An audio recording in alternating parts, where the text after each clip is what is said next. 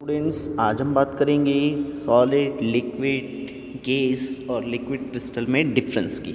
ये बहुत ही इंपॉर्टेंट है और जनरली पूछा जाता है एग्ज़ाम में, तो अपन इसको बहुत सिस्टमेटिकली याद कर लेते हैं। लॉन्ग क्वेश्चन इस पे बनता है कि ठोस, द्रव, गैस और द्रव क्रिस्टल में क्या अंतर है।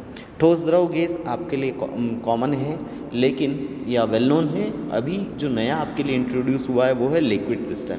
लिक्विड क्रिस्टल आप ऐसा सोच के रखो कि ये लिक्विड और सॉलिड के बीच की स्टेट है। लिक्विड और सॉलिड के बीच की स्टेट है तो इसको अपन लिखेंगे भी ऐसे ही।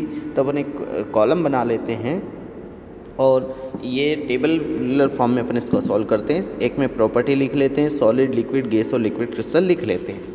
पहला पॉइंट आता है आपका शेप एंड वॉल्यूम। तो अपन जानते हैं सॉलिड है तो सॉलिड आपके दिमाग में चौक, डस्टर कुछ भी आ सकता है। तो उनका जो शेप है या उसका जो वॉल्यूम है वो क्या होगा, डिफाइनाइट होगा, निश्चित होगा। वाई?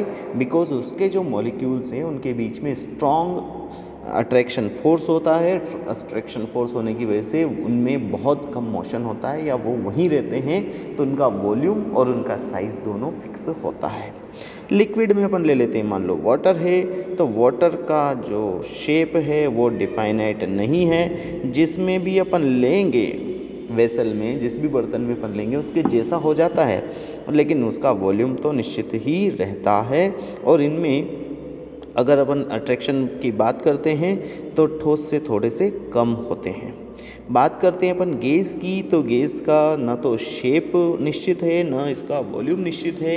इंडेफाइनाइट शेप एंड इंडेफाइनाइट वॉल्यूम होता है।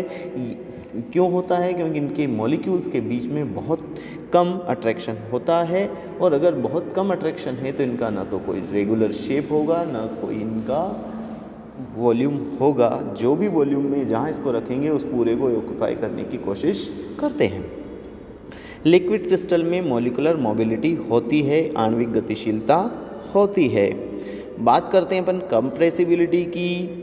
कंप्रेसिबिलिटी या संपीड्यता, इसे अपन हिंदी में बोलते हैं। तो संपीड्यता क्या होती है? सॉलिड की संपीड़िता बहुत कम होती है क्योंकि इनमें फ्री स्पेस या मुक्त आयतन नहीं होता, और नहीं होता तो ये रिजिड होते हैं और इनकम्प्रेसिबल होते हैं। मतलब ये दृढ़ होंगे और असंपीड्य होंगे।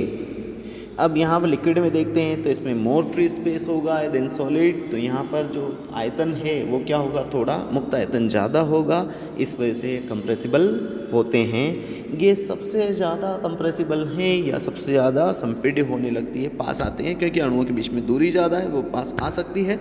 इनको अपन पास लाएंगे तो it converted to liquid also.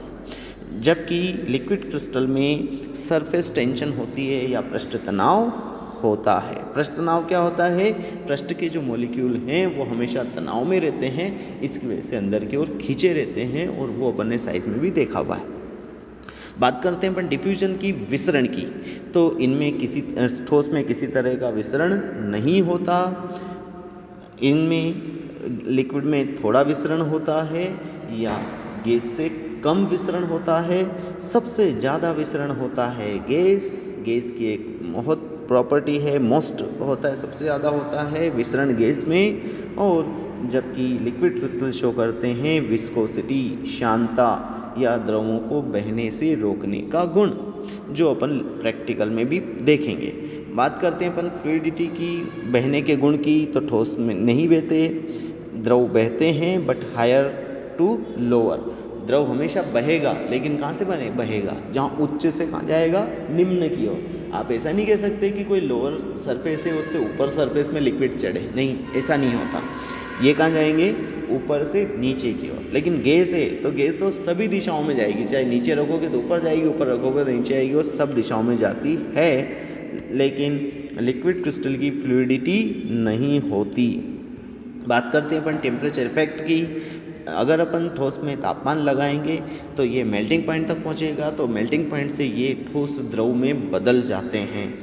अगर अपन बॉइलिंग पॉइंट लगाएंगे द्रव पे, द्रव जो बन गया है या द्रव जो है उसको अपन उबालेंगे तो बॉयल होने पे ये गैस में बदल जाता है। गैसों में दोनों प्रकार का इफेक्ट होता है। अगर गर्म करेंगे तो गर्म हो जाएगी, ठंडा करेंगे तो ठंडी हो जाएगी, जिसमें कूलिंग और हीटिंग इफेक्ट दोनों होते हैं। फिर अपन बात करते हैं लास्ट आइसोट्रॉपी की या समदेशिकता की। तो क्यूबिक क्रिस्टल को छोड़ दो तो बाकी सब क्या होते हैं, विषम देशिक होते हैं, एनाइसोट्रॉपिक होते हैं। जो द्रव हैं वो आइसोट्रॉपिक या समदेशिक होते हैं, गैसें भी समदेशिक होती है और द्रव क्रिस्टल विषम देशिक होते हैं। एक एक एग्जाम्पल अपन ले लेते हैं। ठोस का एग्जाम्पल है कोई सी मेटल, पारे को छोड़कर। दूसरा इसका है वाटर, लिक्विड है, CO2 गैस है, और पेरोक्सी बेंजोएट जो है द्रव क्रिस्टल का एग्जाम्पल है। Hope you understand this. Thank you.